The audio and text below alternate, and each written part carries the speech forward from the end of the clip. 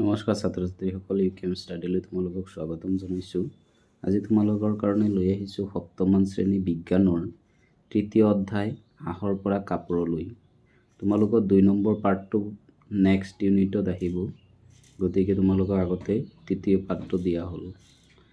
আজি তোমালোকৰ এই পাঠটোৰ যিখিনি প্ৰশ্ন উত্তৰ আছে, ইয়াৰ লগে লগে এই পাঠৰ কিছু অতিৰিক্ত প্ৰশ্ন উত্তৰো তোমালোকক দিয়া হ'ব। গতিকে বলা ভিডিঅ'টো আমি আৰম্ভ কৰোঁ। প্ৰথম প্ৰশ্নটো হ'ল, ব্লেক শ্বিপৰ কোনটো অংশত ঊণ আছে? ছালৰ ওচৰৰ কোমল অৰ্ধস্থ অংশত ঊণ আছে। ভেড়া পোৱালিৰ বগা নোমবোৰ কি বুজায়? বগা নোমবোৰে ভেড়া পোৱালিৰ বগা নোমবোৰে ইহঁতৰ ঊণী আৱৰণ থকা বুজায়।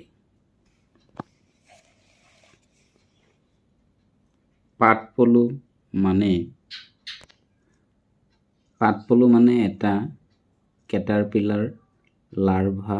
এতিয়া তলৰ কোনটো শুদ্ধ হ'ব? ইয়াৰ পৰা শুদ্ধ হ'ব 3 নম্বৰটো, ক আৰু খ দুইটাই। 3 নম্বৰত আছে, তলত দিয়া কোনটোৱে ঊণ নিদিয়ে? এইটো হ'ব নোমাল কুকুৰ।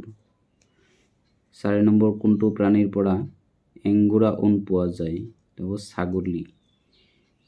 6 নম্বৰত আছে, লাহি, মাৰোৱাৰী আৰু নলী কিহৰ প্ৰজাতি? এইটো হ'ব ভেড়া।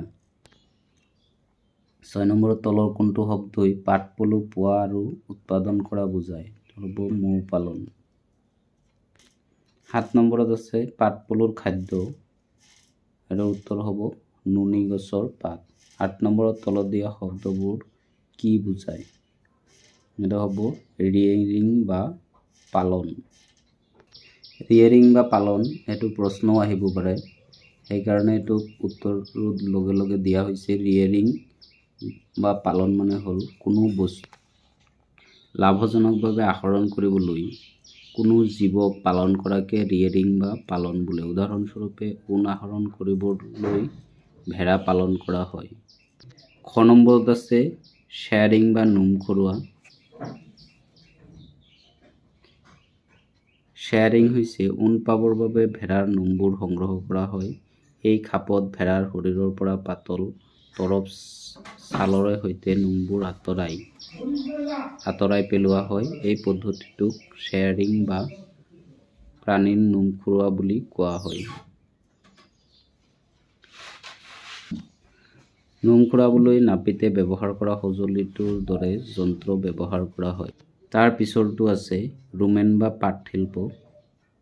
গোটেইখিনি মই পঢ়িবলৈ নাযাওঁ, বহুত দীঘল হ'ব ভিডিঅ'টো, মোৰ সময়ৰো অভাৱ আছে। তাৰপিছত 9 নম্বৰত আছে, পাটপলু লেটা বুলিলে কি বুজা?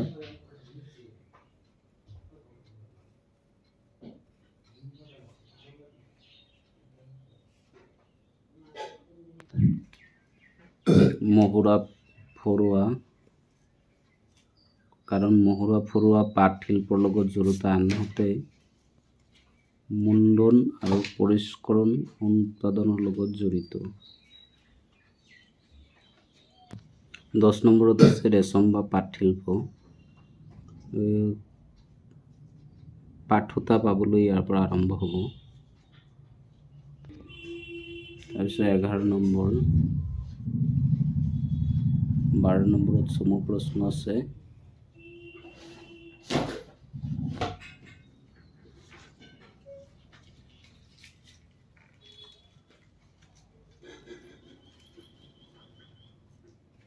তাৰপিছত আছে 13 নম্বৰ,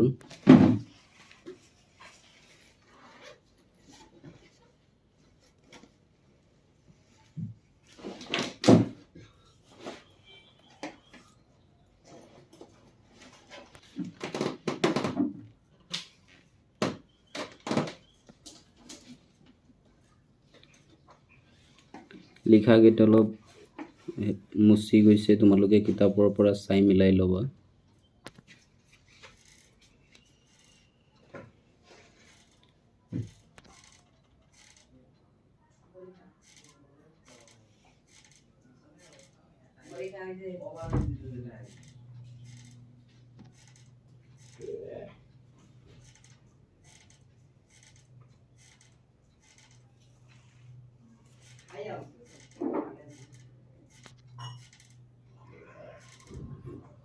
13 ঘ নম্বৰৰ চিত্ৰটো ইয়াত আছে। তোমালোকে আৰু ভালদৰে আঁকিবা, আৰু বেছি ভাল হোৱা নাই। 14 নম্বৰত আছে ক অংশৰ লগত খ অংশ মিলোৱা। 15 নম্বৰত খালী ঠাই আছিলে।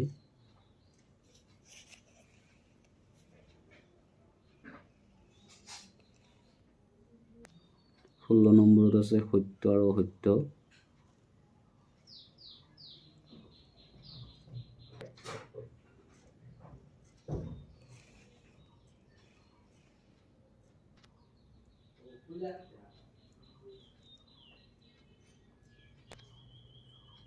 19 প্ৰশ্নৰ পিছত এতিয়া তোমালোকৰ কিছু অতিৰিক্ত প্ৰশ্ন ইয়াত আছে, এইখিনি তোমালোকে চাবা।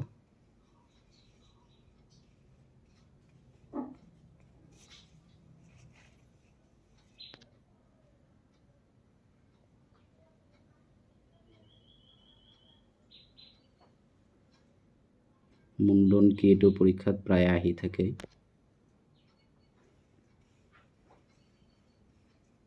পাট শিল্প কাক বোলে? এইটো আহে পৰীক্ষাত, তোমালোকে এইটো ভালদৰে